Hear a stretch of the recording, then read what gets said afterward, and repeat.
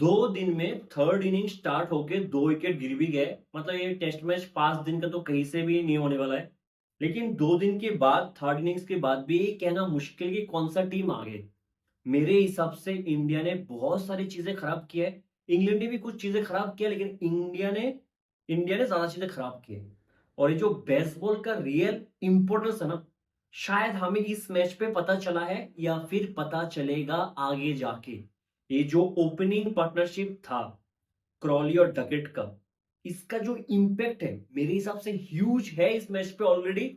और हो सकता है मैच का रिजल्ट ये जो ओपनिंग पार्टनरशिप है ये डिसाइड करके जा सकता है। और ये समझने के लिए हमें शुरू से शुरू करना पड़ेगा। आपको पता होगा फोर्थ टेस्ट के बाद लास्ट वीडियो में मैंने यही चीज कहा था कि जो जडेजा और वाशिंगटन दोनों ने सेंचुरी मारा था पिछले मैच में, इसका एक बिगर पर्सपेक्टिव से, फ्यूचर पर्सपेक्टिव से, जो सेना कंट्री में टेस्ट मैचेस होगा उसके लिए खराब चीज है इंडियन क्रिकेट के लिए। दोनों ने सेंचुरी मार दी और मैंने बहुत अच्छे से एक्सप्लेन क्यों। क्योंकि आप इन दोनों को ड्रॉप नहीं कर सकते, तो आप कभी कुलदीप के बारे में सोचोगे ही नहीं। फिर आपका हमेशा वही मेंटेलिटी रहेगा कि बैटिंग को कैसे स्ट्रॉन्ग किया जाए, बॉलिंग के बारे में 20 विकेट के बारे में आप सोचोगे ही नहीं। तो कुलदीप को इस मैच में भी मौका नहीं मिला। अगर जडेजा और वाशिंगटन में किसी का भी बैट से खराब दिन जाता तो शायद आज कुलदीप होता। और कुलदीप के नाम मैं नहीं चाहता हूं कि दोनों बैटिंग से खराब करे, ठीक है, ये अलग चीज है।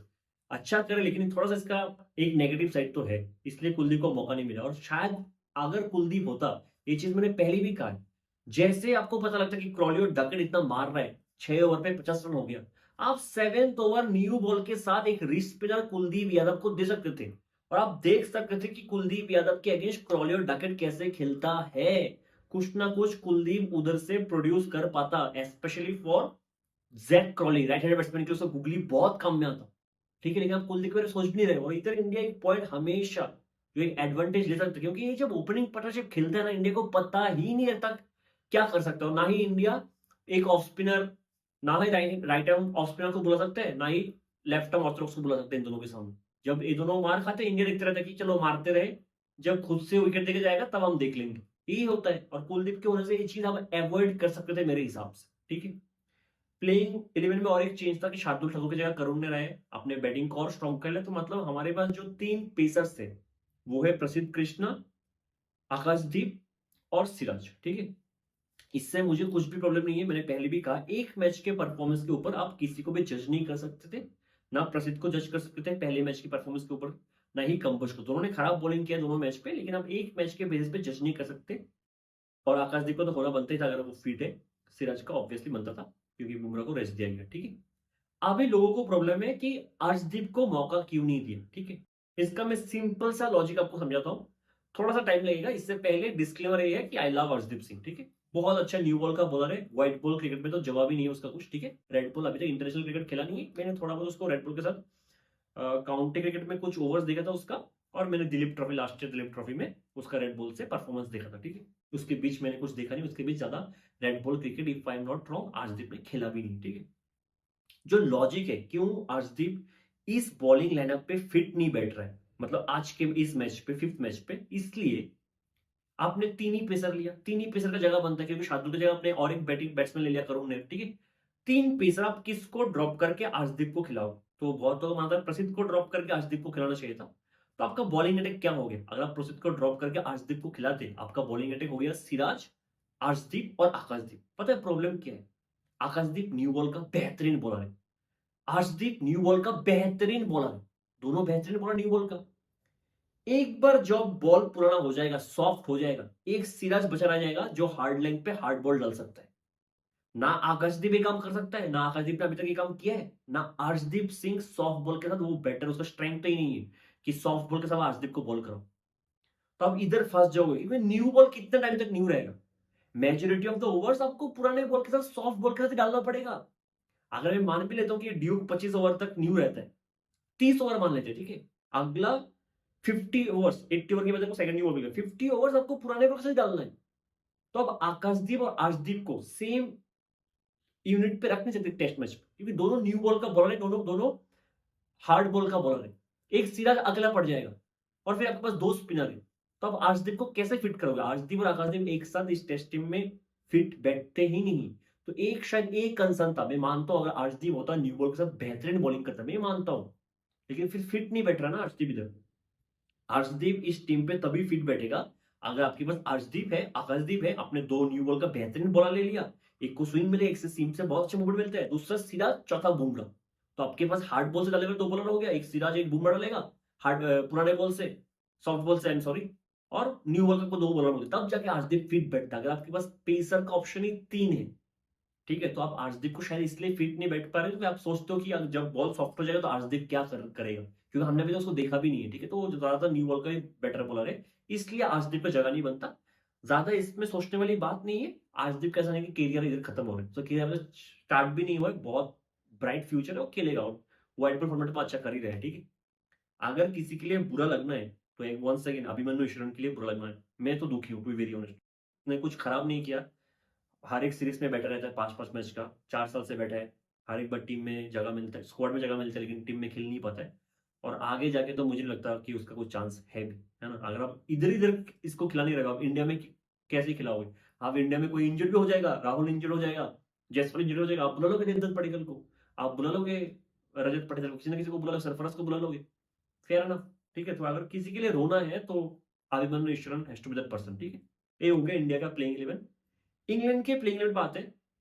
एक तो मतलब ऑब्वियस था, बेन स्टोक्स का शोल्डर इंजरी हो गया तो वो ड्रॉप हो गया। आर्चर को रेस्ट दिया गया है, व्हिच इज गुड, क्योंकि वो लोग एशेज को ज्यादा प्रायोरिटी देते हैं, तो आर्चर ने 2 बैक टू बैक मैच खेल लिया, 4 साल के बाद आया तो 1 मैच का रेस्ट, ठीक है, जस्टिफाइड है उनके लिए जो भी है। कब से मैं कह रहा हूं कि ब्रायडन कर्स को ड्रॉप करके गस एटकिंसन को बुलाओ, ऐसा नहीं कि कर्स बैट से 250 मार दे, वही इंडिया वाला रूल लगा रहे थे लोग, लॉजिक लगा रहे थे कि एटकिंसन 50 पे 50 मार रहे हैं, अरे सॉरी, कर्स 50 पे 50 मार रहे हैं, इसको ले लेते हैं बैटिंग बैटिंग को देख के। मैं कब से कह रहा हूँ गस एटकिंसन को खिलाओ, गस एटकिंसन को खिलाओ, एटकिंसन आया और क्या किया है, brilliant bowling, outstanding, new ball के साथ शायद कितना 4th ओवर था वो, एक बॉल स्किम के साथ अंदर आया, out, LBW plumbed in the Jaiswal, बेहतरीन बॉल था, ठीक है। शायद 9th ओवर में पहला बॉलिंग चेंज हुआ, हालांकि क्रिस सोक्स और एटकिंसन ने स्टार्टिंग दोनों ने अच्छा अच्छा खासा काम किया था। 9th ओवर था जहां पे पहला चेंज हुआ और आया था जोशुआ टंग। मेरा सच में मुझे मेरा दिमाग हट गया कि कर क्या रहा है जोशुआ टंग, थोड़ा बहुत अच्छा बॉलिंग देख लो, हमारे बैट्समैन थोड़ा अच्छा बॉलिंग इसका रन तो बना ले।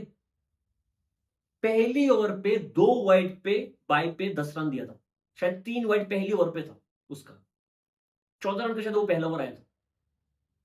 फिर जब ओक्स का एटकिंसन का एक स्पेल खत्म हो गया, ओक्स का सेकंड स्पेल आया, ओक्स ने एक back of the leg deliver डाला, कट का बॉल कहीं से भी ना, केएल राहुल ये वाला गलती करते हैं, केएल राहुल बहुत बार, if I am not wrong, बहुत बार प्लेडन हुआ है अपने लाइफ, बहुत बार कट करते हुए, जो कट का बॉल है नहीं, बॉडी का इतना क्लोज बॉल था, वो कट का बैकफुट में पंच करने का बॉल था, है ना, बैकफुट में अगर आप उसको डिफेंड करना था, डिफेंड कर सकते थे आप, वो कट का इतना क्लोज, अब कहां से कट करोगे, कहां से कट करोगे आप, ज्यादा से ज्यादा आउट से रेस लग के स्लिप के पास जाता हो, उधर वो प्लेटन हो गया, 2 विकेट जल्दी गिर गया, शुभमन गिल आया, अच्छा लगा, टच पे लग रहा था, शुभमन गिल गर्स एटकिंसन के बॉल पे सीधा उसके हाथ पे मार के, सीधा डिफेंड करके उसके हाथ पे दे के भाग गया, पूरा का पूरा गलती उसको भी आधे पिच पे पहुंच गया, इसने 1-2 स्टेप लेके पीछे आ गया, डायरेक्ट हिट, रन आउट। और फिर यही सब है ना जो मैं कह रहा था कि गलती तो दोनों टीम ने किया, इंग्लैंड ने भी आज के दिन गलती किया है, लेकिन ज्यादा गलती इंडिया ने किया, और मुझे इंडिया की गलती से फर्क पड़ता है, इंग्लैंड की गलती से मुझे क्या फर्क पड़ता है, ठीक है। अगर आप ये मैच हार जाओगे ना, आप देखोगे कि क्या शुभमन गिल का विकेट इस मैच के रिजल्ट पे इंपैक्ट डाला, और मैंने तो डाला है। शुभमन गिल जिस फॉर्म पे है, जिस तरह का बैटिंग कर रहा है, जिस टच पे है, विकेट थ्रो करना इस पिच पे बनता ही नहीं था, जहां पे एक एक रन बनाना मुश्किल हो रहा है, आप ऐसे विकेट थ्रो नहीं कर सकते हो।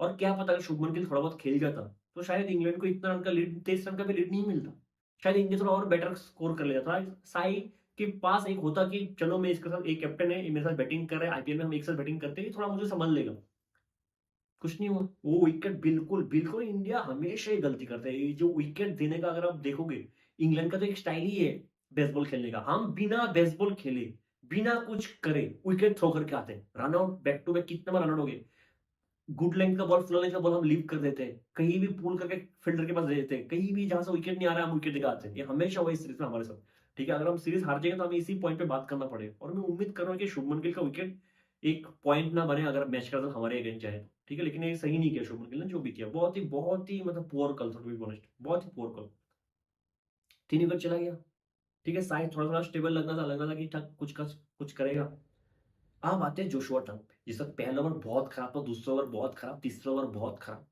क्रिकेट शायद इतना फनी मेरे लिए कभी नहीं था, जितना कल था मेरे लिए जोशुआ टंग को देख के।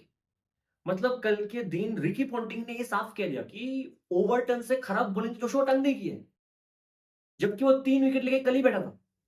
कि ओवरटन से खराब बॉलिंग जोशुआ टंग ने की, और इतना खराब बॉलिंग, अगर उसका आप पिच में अब देख लो, आपको लगेगा कोई बच्चा के बॉल डाल रहा था। डाउन द लेग वाइड चौका short ball down the leg, down the leg. 99.99% ball कल के दिन जोशुआ टंग ने खराब डाला, 99.99%। और अगर कोई मैच देखता नहीं, शायद बिलीव नहीं होता कि जोशुआ टंग ने कितना खराब बॉलिंग की। इतना खराब बॉल के बीच जो 2-3 अच्छे बॉल डाले, सब में विकेट लेके चला गया। T20 एक अलग चीज है, ठीक है, एक अलग फॉर्मूला, उसमें आप फुल टॉस डाल के भी, क्योंकि बैट्समैन का ये रहता है कि छक्का मारना है, सिचुएशन रहता है कि हर एक बॉल बाउंड्री मारना है। और इंडिया के बैट्समैन ऐसा भी नहीं कि बाउंड्री मारने की कोशिश करते हो। जोशुआ टंग का इतना खराब बॉल था, उसके अंदर एक एक अच्छा बॉल डाला था, उसमें विकेट मिला था उसको। पहले साई को over the wicket, round the wicket आके, ओवर द क्रीज आके एंगलिंग करके एक बॉल डाला, जो लेग मूवमेंट होके बाहर गया। अनप्लेबल डिलीवरी, और ऑलमोस्ट जो हाइट था बॉल का बाउंस के बाद, ऐसा लगा था कि top of the off stump लगने वाला था। तो साई थोड़ा सा कंफ्यूज भी था कि छोड़ना है कि खेलना है, छोड़ना है कि खेलना है। ऑब्वियसली लगा उस साइड से कि अगर नहीं खेलोगे तो आपका ऑफ स्टंप जाएगा। खेलने गया, हल्का सा लेट मूवमेंट होकर बाहर गया, अनप्लेबल डिलीवरी, आउट हो गया साई। Brilliant ball. जडेजा आया, उसके बाद भी शायद जडेजा को भी शायद एक वाइड और चौके पे बाई दिया था उसने, ठीक है, 5 रन दिया था। फिर जडेजा को सेम डिलीवरी डाल दिया, जडेजा भी आउट। इतने खराब, उधर अगर दूसरे एंड से देखो, गस एटकिंसन लगा हुआ है, एक ही टप्पे पे बॉल लगा, विकेट नहीं मिल रहा है। क्रिस वोक्स लगा हुआ है, विकेट नहीं मिल रहा है। ये टंग सब खराब करके 2 अच्छा बॉल डाला कल के दिन, दोनों में विकेट लेके चला, दोनों में विकेट लेके चला गया। उसके बाद जुरेल आता है, वन सेकेंड जुरेल ने फिर से बहुत ही मतलब उस बॉल पे 1 सेकेंड जो शॉट ट्राई कर रहा था कि लेट बॉडी के पास इतना आ गया, फिर उसने डिसाइड किया कि नहीं, लेट कट करूंगा स्लिप करंट के ऊपर से। उस पे आप सिर्फ एज ही कर सकते थे, एज ही कर सकते थे, अगर बॉडी के क्लोज था वो। उसमें जुरेल आउट हो गया, और जुरेल से थोड़ा सा उम्मीद मुझे ज्यादा था। जुरेल बीजीटी में कितना इनिंग्स खेला था, एक ही मैच खेला था शायद, पहला मैच 2 इनिंग्स खेला था, कौन सा मैच खेला मुझे याद नहीं। उसने भी, उधर भी उसने थोड़ा डिसअपॉइंट किया था। अ, जुरेल का जो है टेस्ट मैच पे उसका टेक्निक बहुत ही सॉलिड है। अगर आप इंग्लैंड वाला सीरीज देखो, चाहे वो घर में हो, जो उसने टेक्निक दिखाया था, जो मैच्योरिटी दिखाया था, एक मैच हम हारने वाले थे, उधर से जुरेल ने वो मैच हमको निकल के दिया, हम मैच जीते थे। बहुत ज्यादा कॉन्फिडेंस देके गया था, और वो बन गया था सेकंड कीपर हमारे लिए। हम सबको भूल गया, ईशान किशन को भूल गया, हम के एस भरत को भूल गया, और डिजर्व करता ध्रुव जुरेल। लेकिन उसके बाद जो परफॉर्मेंस और जिस तरीके से उसने अपना विकेट थ्रो किए, अगर आप देखो बीजीटी में भी, हालांकि 2 मैच 3 इनिंग्स पे आप डिसाइड नहीं कर सकते, फिर भी थोड़ा ज्यादा एक्सपेक्ट आप करते हो। उसके बाद करुण नेर और वाशिंगटन सुंदर के बीच एक बहुत अच्छा पार्टनरशिप हो। वाशिम हमेशा जब भी थोड़ा बहुत भी बैटिंग करता, सॉलिड लगता है। और इसलिए अगर कोई भी बोले कि वाशिम बॉलिंग ऑलराउंडर, में मानता नहीं हूँ, ठीक। क्योंकि जब ऐसा नहीं लगता कि वो कहीं से भी, मतलब कोई बॉलर आ गया बैटिंग करने, जब तक कल शाम तक जब तक बैटिंग किया, बहुत ही सॉलिड बैटिंग किया, ऐसा लगता नहीं कि आप उसका डिफेंस भी तोड़ पाओगे, ठीक है। करुण नेर वंस अगेन, अगर वन सेकंड, क्रिकेट बहुत फनी चीज है। करुण नेर के अगर आप पहले वाले इनिंग्स देखो, जहाँ पे वो 30-30 रन बना रहे थे, इतना सॉलिड लग रहा था फ्लैट पीएस पे, इतना अच्छे से कवर ड्राइव था। कल थोड़ा बहुत स्ट्रगल मुझे दिख रहा था कि पिच बहुत टफ था, जहाँ पे स्ट्रगल हो रहा है उधर करुण नेर रन बना रहे हैं। फिर आप सोच सवाल करते हो कि जितने, जब आपको फ्लैट पिच मिल गया, अगर आप ऐसे पिच पर रन बना पा रहे हो, जब आपको फ्लैट पिच मिल गया, आपने रन क्यों नहीं बनाया, ठीक है। अच्छा खासा बैटिंग 50 उसने मारा था, इन दोनों के बीच 50 का पार्टनरशिप हो गया था। अब क्रिस स्टोक्स इंजर हो जाते कल के दिन, होना नहीं चाहिए कोई भी, चाहे कहीं कोई भी टीम से खेल रहा हो, ऑपरेटर जो भी हो, कोई भी इंजर नहीं होना चाहिए। एटलीस्ट मैच के जो प्लेइंग इलेवन में हो, उनको तो कभी भी इंजरी होना ही नहीं चाहिए, वो भी इतना सीरियस इंजरी भी वेरी होना। अगर स्क्वाड में होके इंजर हो जाए तो अलग चीज है, ठीक है, बुरा लगता है, ठीक है। बहुत सीरियस इंजरी लगा था, क्योंकि वो शोल्डर को उठा ही नहीं पा रहा था एक टाइम पे। लेकिन हम है इंडियन क्रिकेट टीम का फैन, हमें तो थोड़ा बहुत उसमें भी एक सेल्फिश पर्पस नजर आता है, ठीक है, क्योंकि ओक्स इंजर्ड हो गया। इंजरी से मैं बिल्कुल भी खुश नहीं था, लेकिन एक जो सेल्फिश पर्पस है, जो मुझे नजर आ रहा था कल के दिन, कि आज पूरा दिन ओक्स नहीं होगा, इस पूरे मैच से ओक्स नहीं, एक बैट्समैन आपके लिए कम है, एक अच्छा बॉलर बाहर हो गया इंग्लैंड के इसमें। एक अच्छा बॉलर, हमारे पास 2 सेट बैट्समैन था, एक करुण और वॉशिंगटन सुंदर। और मैं पूरा यही सोच रहा था कल के दिन कि क्रीसोक्स नहीं है, मतलब आपको एक एंड से सुबह को आके गस एटकिंसन को संभालना है बस।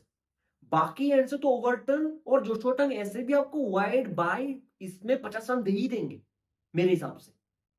सिर्फ एक एंड से दोनों बैट्समैन जो दोनों ऑलरेडी सेट है, सिर्फ गस एटकिंसन को संभालना था। ठीक है, सुबह आया, मुझे बहुत उम्मीद है, सच में मैं कह रहा हूँ, जब से ओक्स बाहर हुआ ना, बोलना नहीं चाहिए, बुरा लगता है कि वो इतना ज्यादा मेजर इंजरी हुआ है, लेकिन मेरा ये था कि इंडिया को बहुत ज्यादा फायदा होगा इस चीज से। स्पेशली आज सुबह को जब बैटिंग करने आएगा इंडिया, दोनों सेट बैट्समैन है, जोशुआ टंग, ओवरटन, ऐसी फ्री का रन देगा। ठीक है, आपको बस एटकिंस को देखे खेलना है। सुबह शुरू हुआ, जोशुआ टंग शायद सुबह को आते ही लेग साइड में चौका दे देता, सुबह को आते ही फिर वॉशिंगटन के पैर में एक बॉल मारा, उसमें भी चौका था। एक अच्छा बॉल डाला सुबह को, एक अच्छा बॉल, जो पहला अच्छा बॉल सुबह को डाला उसमें करुण ने एलबीडब्ल्यू प्लम्ड, बैट और बैट के बीच बहुत बड़ा गैप था, बहुत बड़ा। और करुण ने जब भी गलत आउट होता है ना, उसमें बहुत बड़ा टेक्निकल फ्लॉ नजर आता है। जब जब बैटिंग करता है बहुत अच्छा लगता है, जिस बॉल जब भी आउट होता है ना, लगता है कि अरे जिस बॉल पे पता चलता है कि इसका टेक्निकल इतना अच्छा नहीं हो सकता, कैसे वो इस तरीके से आउट हो गया। बैट और बॉल के बीच बहुत बड़ा गैप था। ठीक है, जो भी वो आउट हो गया, मुझे लगा वॉशी चलेगा। वॉशी एक शॉर्ट बॉल पे लास्ट मैच में वॉश नहीं किया था, शायद लास्ट मैच की फर्स्ट इनिंग्स पे चीज किया था। शॉर्ट बॉल पे वॉशी को ऐसा कुछ प्रॉब्लम तो है नहीं, लेकिन हमेशा उसका जो एक इंस्टिंक्ट रहता है कि अगर आपने मेरे को शॉर्ट बॉल डाला, बाउंसर डाला, मैं तो इसको पुल करके हवा में मारूंगा, ग्राउंड पे रखूंगा ही नहीं।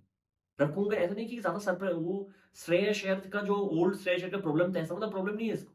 ये जानबूझ को अपने को कंट्रोल नहीं कर पाता है कि मार लेता, सीधा फील्डर के हाथ में मारता है। डीप विकेट पे एक फील्डर था, उसके हाथ में मारा है। ठीक है, और वॉशिंगटन ने विकेट थ्रो किया, वन सेकेंड थ्रो किया वॉशिंगटन का। ऐसा नहीं है वो एग्रेसिव क्रिकेट खेलने की कोशिश कर रहा था, वो ट्रैप में फंसा है। दूसरा विकेट है जिन्होंने विकेट थ्रो किया, एक शुभमन गिल, दूसरा वॉशिंगटन, मतलब दोनों प्रॉपर बैट्समैन हैं। और उसके बाद जो हमारे टेलेंडर्स है, वो कब रन बनाते हैं कब रन नहीं बनाते उन्हें पता नहीं है, 0-0 बना के सब आउट हो गए। ठीक है, आज की सुबह 20 रन पे 4 विकेट चला गया, जो मेरी उम्मीद से बहुत ही खराब था, क्योंकि आपके एक अच्छे बॉलर को फेस करना था, क्रिस वोक्स नहीं था। कितना ज्यादा मॉरल बूस्ट मिलता है कि क्रिस वोक्स जैसा बॉलर इस पिच पे ऐसे कंडीशन पे नहीं है। हम उम्मीद में सच में उम्मीद कर रहे हैं कि इंडिया 270 तक पहुंच ही जाए। ठीक है, 224 पे ऑल आउट। ठीक है, बेहतरीन गजर ने बेहतरीन बॉलिंग किया। और इंग्लैंड ने वो trick to be very honest last में मिस किया है कर्स को खिला के, हालांकि कर्स ने बैटिंग से रन बनाया, लेकिन खिलाना चाहिए था। ठीक है, गर्स एटकिंसन को, जिन्होंने भी गर्स एटकिंसन को देखा है एशेस में, वो उनको पता है कि किस टाइप का वो बॉलर है, वो न्यू बॉलर कैसा बॉलर है। ठीक है, ओवरटन बहुत ही खराब बॉलिंग की मेरे हिसाब से। जोशुआ टंग मुझे नहीं पता कि उसको बहुत खराब बोलूं कि बहुत अच्छा बोलूं, जो भी किया, जिस बॉल पे जिसको भी आउट किया, बेहतरीन बॉल पे आउट किया। ठीक है, क्रिस वोक्स तो बेचारा चला गया। ठीक है, अब इंग्लैंड का बैटिंग स्टार्ट होता है। अब आता हूं मैं इस मैच का शायद जो डिसाइडिंग फैक्टर हो सकता है उस पॉइंट पे। जब एक स्टेट्स आप देखो, इंडिया ने कितना 70 ओवर बैटिंग किया, 70 ओवर पे 25 बाउंड्री मारा है, चौका और छक्का मिला के 25 बाउंड्री 70 ओवर खेल के। इंग्लैंड ने आज पहली सेशन पे सिर्फ 16 ओवर खेला है, 16 ओवर्स, 21 बाउंड्रीज। 70 ओवर खेल के 25 बाउंड्री इंडिया ने मारा है, इंग्लैंड ने पहली सेशन पे 16 ओवर में 21 बाउंड्री मारा। और अगर आज के बाद कोई मुझे कह दे, मैं पिछले मैच में कहा था कि अगर बेसबॉल फालतू चीज है, बेसबॉल काम नहीं करता, मैं कभी नहीं मानता कि बेसबॉल काम नहीं करता। हाँ, मैं मानता हूँ सब कॉन्टिनेंट के पीएस पे, इंडिया के पीएस पे शायद काम नहीं करता हो, तो थोड़ा ब्रेन लगाना चाहिए, लेकिन पिछले साल एशेस पे काम किया है बेसबॉल। ठीक है, अगर पिछले साल मैनचेस्टर में बारिश नहीं होता, 3-2 था एशेस इंग्लैंड की तरफ। और जो बैटिंग किया था पिछले साल, जॉनी बेयरस्टो, वो तो चलो अभी है ही नहीं। और आज का ये जो ओपनिंग पार्टनरशिप था, आई स्वेयर इंडिया रिग्रेट करेगी ये चीज। 92 रन का ओपनिंग पार्टनरशिप 77 बॉल्स पे, 92 77 बॉल्स पे। लग भी रहा था कि सेम पिच पे इंडिया बैटिंग कर रहा था, ऐसा नहीं कि पिच अच्छा हो गया था, कंडीशन बेटर हो गए थे, कुछ नहीं हुआ। 92 रन का ओपनिंग पार्टनरशिप के बाद भी इंग्लैंड को सिर्फ 23 रन का लीड मिला। ये पॉइंट समझना बहुत ही इंपॉर्टेंट है।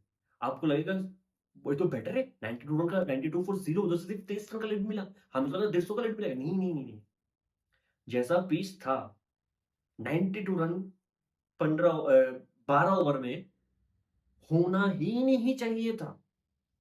अगर इंडिया मैच हार गया ना, पहला देखेगा कि शुभमन गिल का रनआउट कैसे हो गया, दूसरा ये चीज देखेगा क्या हमें 12 ओवर में 92 रन कंसीड करना चाहिए था। अगर हम थोड़ा अच्छा बॉलिंग करते, अगर हम ये नहीं देखते कि ये दोनों क्या कर रहे हैं बैट्समैन। हमें अपना लाइन और लेंथ पकड़ के बॉलिंग करना है। अगर 12 ओवर में 40 रन बना के भी हम 1 विकेट लेते, ओपनिंग में से किसी एक को आउट कर देते, तो शायद आज हमारे पास 50-60 रन का लीड होता इस पिच पे, जो बहुत बड़ा होता। एक ओपनिंग पार्टनरशिप ना इंग्लैंड को एक्चुअली मैच पे ऊपर रखा है, वरना इंग्लैंड इतना रन जो 23 रन का लीड लिया है, 23 रन छोड़ दो, मैं कह रहा हूँ स्कोर लेवल नहीं कर पाता इस पिच पे। सच में कह रहा हूँ स्कोर लेवल नहीं कर पाता। आपने देखा जो रूट कैसे आउट हुए, जो रूट जैसा बैट्समैन कैसे आउट हुए, फॉरवर्ड स्ट्राइड लेके फंस गया वो, फिर पैर को आपका फ्रंट फुट सामने करके फिर पैर को वापस किया, इतना लेट शार्पली अंदर आया, उसको समझ में नहीं कि फॉरवर्ड फ्रंट फुट पे खेले कि बैक फुट पे खेले। जो रूट जैसा बैट्समैन, ये 92 रन इंडिया जो करता है ना कभी कभी, सच में कह रहा हूँ, 2 बैक टू बैक मैच पे एक ओपनिंग पार्टनरशिप ने मैच को इंडिया से इतना दूर लेके चला गया ना। हालांकि मैच अभी भी इंडिया से दूर नहीं है, मैं नहीं कह रहा हूँ इंडिया मैच हार गया, लेकिन अगर आप हार जाओ ना, बार बार देखो क्या है, 92 रन 12 ओवर में बनना चाहिए। ऐसे पिच पे, ऐसे पिच पे आप तो ये भी नहीं कहते फ्लैट पिच था। सिराज आया, एक एंड से आया आकाशदीप। आकाशदीप का पहला 3 बॉल या चौथा 3 बॉल तो बहुत अच्छा था। 2 बैट पे लगा, एक पे आगे आके मारने गया, उस पे बीट हो गया। ठीक है, एक रिवर्स कुक पे मारा उसको, खत्म। वो ऊपर लाइन लाइन भूल के लेंथ खींच लिया, भूल ही गया कि इस पिच पे गुड लेंथ से बॉल मूव हो रहा है। आकाशदीप, सच में कह रहा हूं, एक रिवर्स कुक की वजह से वो पूरा पूरा एक स्पेल उसका खराब हो गया। सिराज क्रॉली मार ही रहा है, फुलर लेंथ पीछे से। एक अश्विन ने एक बहुत अच्छा चीज कहा था कि आकाशदीप बीजीटी में कोई एक मैच पे बहुत अच्छा रिदम पे लग रहा था, लेकिन उसको विकेट नहीं मिल रहा था। फिर विराट कोहली ने उसका कुछ एडवाइस दिया कि उसका लेंथ बदलने के लिए, जिसको अकॉर्डिंग टू अश्विन उसको इफेक्ट हुआ है। विराट कोहली को ये बोलना नहीं चाहिए था उसका लेंथ बदलने के लिए। सेम अगर सिराज आज अच्छे लेंथ पे एक टाइम पे बॉल डाला था, पहले स्पेल की बात कर रहा हूँ, स्लिप से किसी ने चिल्लाया कि थोड़ा आगे डाल, आगे डाल। बेचारा आगे डाल, आपने इतना उससे आगे डलवाया, और जैक क्रॉली इतना लंबा है, उसका रीच इतना लंबा है, वो खड़े खड़े मार रहा था, खड़े खड़े मार रहा था, कोई जवाब था ही नहीं। कितना 7th ओवर में फर्स्ट चेंज आ गया था इंडिया में। 7th ओवर, आप सोचते हो कि ऐसे कंडीशन में सिराज का 7th ओवर में स्पेल चेंज हो गया। पहले सिराज का 7th ओवर में, जो मोस्ट सीनियर मोस्ट बॉलर है, इतना अच्छा बॉलर है ऐसे कंडीशन के लिए, 7th ओवर में चेंज हो गया। ऐसा मार खाया दोनों। ठीक है, प्रसिद्ध कृष्णा है, वो भी मार खाया, वो भी मार खाया, सब ने मार खाया। मतलब ये जो एक सेशन गया है इंग्लैंड के लिए, 16 ओवर में इंग्लैंड ने इस गेम को बैलेंस पे रखा। अगर इस 16 ओवर में इंग्लैंड ऐसा बैटिंग नहीं करता, मैं लिख के सकता हूं इंडिया के पास आज के दिन 50 से 60 रन का लीड होता। थर्ड इनिंग्स पे नहीं, पहली इनिंग्स पे इंडिया के पास 50 से 60 रन का लीड होता, पहली इनिंग्स पे। फिर आप रिग्रेट करते हो कि अगर बैट्समैन ऐसे सच में ऐसा खेल रहा है, क्या हमें अपना लाइन और लेंथ चेंज करना चाहिए, हमें अपना जो हमें आता है वो करना चाहिए। 9th 10th या 9th ओवर में पहले इंडिया ने 3 स्लीप एक गली से शुरू किया था। 9th या 10th ओवर में एक स्लीप निकल गया था, गली वाइड हो चुका था, इतना मार खा चुका था इंडिया। सोचो ऐसे कंडीशन में एक स्लीप 9th ओवर में निकल गया था, इतना मारा जैक कोहली और बेन डकट ने। अरे हेड्स ऑफ यार, heads off. To be very honest, जितना भी मजाक उड़ा लो, इंपैक्ट तो है बेसबॉल का। मैं थक गया हूँ ये बोल बोल की सीरीज में, इंपैक्ट है चाहे आप जो भी बोल लो। स्पेशली इस मैच पे इसलिए क्योंकि इस मैच पे, इस पिच पे आप ऐसे बैटिंग नहीं कर सकते थे। Out of the world batting करके गया है जैक कोहली और Ben Duckett, out of the world. फिर आकाशदीप आया, उसके बॉल पे रिवर्स कुप करते हुए सीधा कीपर के हाथ पे मार बैठा है बेन डकट। लेकिन मेरे हिसाब से बेहतरीन बैटिंग करके गया, कुछ 47 बनाए, बेहतरीन बैटिंग करके गया। उसने अपना काम करके दिखाया, और एक टेम्पलेट सेट किया। तो जिस तरीके से जायसवाल अभी सेकंड इनिंग से बैटिंग कर रहा है, एक टेम्पलेट सेट करके दिया है जैक कोहली और बेन डकट। इस पिच पे खेलना है, रन बनाना है, तो ऐसे बना के खेलो। क्योंकि आप जितना भी टुक टुक करोगे, एक बॉल आएगा जिसमें आप कुछ नहीं कर सकते, कुछ भी नहीं कर सकते। जो बॉल साई को गिरा है, जो बॉल जडेजा को गिरा है, जो बॉल जो रूट को गिरा है, इनफेक्ट बहुत सारे बॉल्स आज के दिन, मतलब प्रसिद्ध का 1-2 बॉल क्या बेहतरीन था, सिर्फ 1-2 बॉल बेहतरीन था, कुछ नहीं कर सकते। अगर रन बनाना ऐसे मैं पॉजिटिव माइंडसेट रहा हूं, ऐसे करो। ठीक है, उसके बाद क्रॉली जिस बॉल पे आउट हुआ प्रसिद्ध कृष्णा का, back of the length ball, इतना शॉर्ट था नहीं, पुल का बॉल बिल्कुल नहीं था, बिल्कुल पुल का बॉल नहीं था, वो पुल करने गया, हार्ड बॉल था, इसलिए शायद प्रसिद्ध इस मैच पे खेला है। हार्ड बॉल तो भी मैं कह रहा था, अर्शदीप और आकाशदीप दोनों एक प्लेइंग लेन में रहेगा, जबकि आपके पास 3 ही पेसर है, तो फिर ये सब चीजें नहीं हो सकता। ठीक है, मैं अर्शदीप को बुरा बिल्कुल भी नहीं बोलूँ, ठीक। तो प्रसिद्ध की इस बॉल पे क्रॉली आउट हो गया, ब्यूटीफुल बैटिंग कर रही है, बेहतरीन बैटिंग करके बैक टू बैक 2 इनिंग्स में बहुत अच्छा बैटिंग किया। उसके बाद जो हाल हुआ है, वो हाल इंग्लैंड में खराब हुआ है। Back to back, back to back, back to back wicket गिरे। ठीक है? एक बार ओली पोप आउट हो गया, उसके बाद लगातार विकेट गिरे और जो लंच के बाद वाला सेशन था, वो इंडिया के लिए बहुत अच्छा सेशन गया था। तब लग रहा था ना, अगर सिराज का फर्स्ट स्पेल का डिफरेंस देखो और सेकंड स्पेल का डिफरेंस, सेकंड स्पेल में सिराज इतना अच्छा क्यों था? हालांकि फर्स्ट स्पेल के बाद सबने मजाक उड़ाया सिराज का, इंटरनेट पे मीम्स आ गए थे सिराज का। ठीक है? सेकंड स्पेल इतना अच्छा क्यों था? क्योंकि सेकंड स्पेल के टाइम पे कोई मारने वाला नहीं था ना, एक ना जैक कोहली खड़ा था इधर, ना बेन डेकर खड़ा था कि कोई मारेगा फिर मुझे अपना लाइन और लेंथ चेंज करना पड़ेगा। कोई टेंशन नहीं है, वो अपने दिमाग से जो उसको आता है, जो जिसमें वो अच्छा है, वो कर रहा था आराम से, क्योंकि कोई बैट्समैन उसको डिस्टर्ब नहीं कर रहा था। इसलिए क्रॉली और डकट की इनिंग्स मेरे हिसाब से तो बहुत बहुत इंपॉर्टेंट रहा है। अगर इंडिया मैच भी जीत जाता है, फिर भी मैं कहूंगा थोड़ा डिफिकल्टी से जीतेगा, क्योंकि फर्स्ट पहली इनिंग्स पे क्रॉली और डकट ने इतना अच्छा बैटिंग कर लिया। मैं श्योर हूं, अगर क्रॉली और डकट इतना अच्छा बैटिंग नहीं करते इस पिच पे, इंग्लैंड के पास लीड तो छोड़ो, स्कोर लेवल नहीं कर पाते इंग्लैंड के टीम, स्कोर लेवल नहीं कर पाते टीम। ठीक है? उसके बाद कोई भी बैट्समैन ठीक से चला नहीं। एक जो मुझे लगता है कि ट्रिक इंग्लैंड ने मिस किया मेरे हिसाब से, अगर मैं अपने आप को इंग्लैंड की तरफ रख के देखूं, जिन्होंने जब उन्होंने बेथेल को भेजा ना, जेकोब बेथेल को बैटिंग के लिए भेजा है, वो करेक्ट मूवमेंट नहीं था। ठीक है? बैक टू बैक 2 विकेट गिरा था। ठीक है? ओली पोप और रूट को विकेट गिरा था, अपने बेथेल को भेजा है। मेरे समझ से भारतीय अपना पहला इनिंग्स खेल रहा है इस सीरीज में। कंडीशन इतना टफ, जहां पे बॉल इतना मूव हो रहा है। ठीक है? इतना शार्पली अंदर आ रहा है। जेमिस स्मिथ उसके बाद वाला बैट्समैन था, जो ऑलरेडी इस सीरीज में बहुत अच्छा कर चुका है। ठीक है? फॉर्म है उसका। ठीक है? आके एग्रेसिव बैटिंग कर सकता है। आप उसको भेजते रदर देन एक बैट्समैन जो पहली बार इनिंग्स में खेल रहे, एक लेफ्टी बैट्समैन ऊपर से। मैं इसलिए कह रहा हूं, बेथल के सामने ऑप्शन पता क्या था? राउंड द विकेट वाला आकाशदीप, जो ऑलमोस्ट लेफ्टी के लिए अनप्लेएबल होता है। Akashdeep to a lefty batsman from round the wicket almost unplayable, और ऊपर से सिचुएशन है। दूसरे एंड से बेथल के लिए था सिराज, ओवर द विकेट, जो बॉल को अंदर लेके आ रहा है, कुछ बॉल एंगल करके बाहर जा रहा है। बेथल के पास बैटिंग करने के लिए कुछ मौका था ही नहीं दोनों एंड से। और वो आपको ये भी समझ में, पहला इनिंग्स खेल रहे इस सीरीज पे, ऐसे कंडीशन पे, दो ब्रिलियंट बॉलर। अगर जेमिस भी आते तो थोड़ा चीजें अलग होता उस टाइम पे। वो मुझे, मेरे हिसाब से मैं सोचता हूँ कि अगर वो पहला मैच खेल रहे जेकब बेथेल, आपको पता नहीं कैसा खेलेगा, दो ऐसे बॉल, ऐसे दोनों तरफ से बॉलिंग इतना अच्छा हो रहा है। अब जेमिस स्मिथ को भेजना चाहिए था, बेथेल को भेजता, बेचारा थोड़ा बहुत ठीक से खुल के आ भी नहीं पाए, हमारे लिए अच्छा है। एक यॉर्कर मारा, उफ, क्या बॉल था, आउटस्टैंडिंग बॉल। रिव्यू लेने की भी उसने गलती नहीं की, बेथल कम। उसके बाद एक के बाद एक विकेट गिरा। हैरी ब्रूक लगा हुआ था, 1 सेकंड। हैरी ब्रूक थोड़ा बहुत अटैकिंग क्रिकेट खेला है। ठीक है? एक जो शॉट मारा है उसने, ब्रिलियंट छक्का जो लगाया था सिराज को, ब्रिलियंट शॉट था। लेकिन ओवरऑल इंडिया ने जो सेकंड सेशन में बॉलिंग किया, बहुत अच्छा बॉलिंग किया, बहुत अच्छा बॉलिंग किया। और इंडिया ने पहले सेशन में खराब बॉलिंग इसलिए हुआ है क्योंकि सामने क्रॉली और डकेट था, फिर भी 23 रन का लीड मिला है।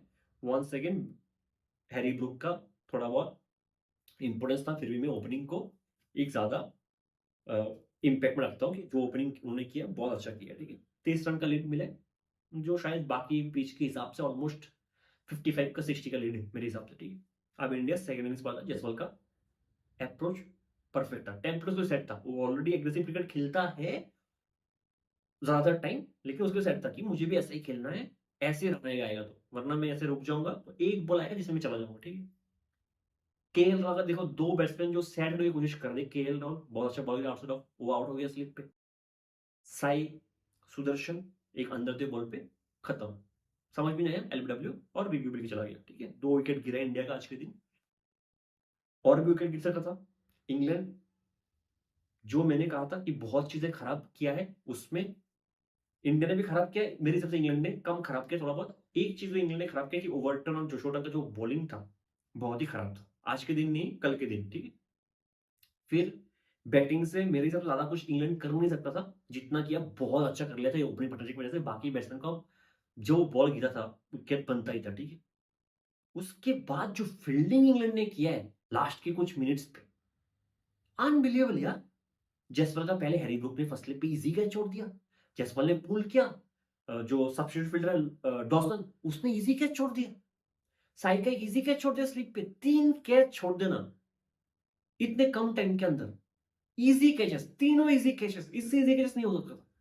तो इंग्लैंड ने भी चीजें खराब किया है। ठीक है? और इंग्लैंड को शायद शायद जो जसवाल ने 2 कैचेस ड्रॉप किए, मतलब इंग्लैंड खुश होकर तो ड्रेसिंग रूम नहीं जाएगा आज के, टू बी वेरी ऑनेस्ट, ठीक है। थोड़ा बहुत साइड पे आते हैं, जसपाल ने बहुत अच्छी बैटिंग की, 49 पे 50, 49 बॉल पे 51 पे खेल रहे हैं, अच्छा खासा दो छक्का बहुत अच्छा लगाया था। 52 रन का लीड है इंडिया के पास, 2 विकेट गिरा है, मैं आता हूँ इस पे। लेकिन जसपाल ने ठीक ठाक काम किया, ठीक है। साई सुदर्शन पे थोड़ा बहुत आता है, ठीक है। 6 इनिंग्स खेल चुके हैं मेरे हिसाब से अभी तक इस सीरीज में। पहला मैच, हाँ फोर्थ मैच और फिफ्थ मैच, 6 इनिंग्स, ठीक है। बुरा लगेगा आपको सुनने में, क्योंकि जब भी मैं बुरा बोलता हूँ मैं इसलिए पहले बोल देता हूँ कि Sai Sudarshan is one of my favourite player, ठीक।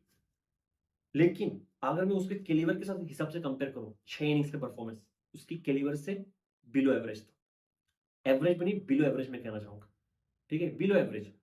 जिस कैलिबर का प्लेयर है साई सुदर्शन, मुझे उसके शक्ल पे नर्वसनेस दिखता है जब जब वो ऐसे सिचुएशन पे ऐसे आ जाता है कि दिन का आखिरी 15 मिनट है, 20 मिनट है, वो उस पर प्रेशर नजर आता है, मुझे तो नजर आता है उसकी बॉडी लैंग्वेज पे कि प्रेशर पे है वो अभी, ठीक है।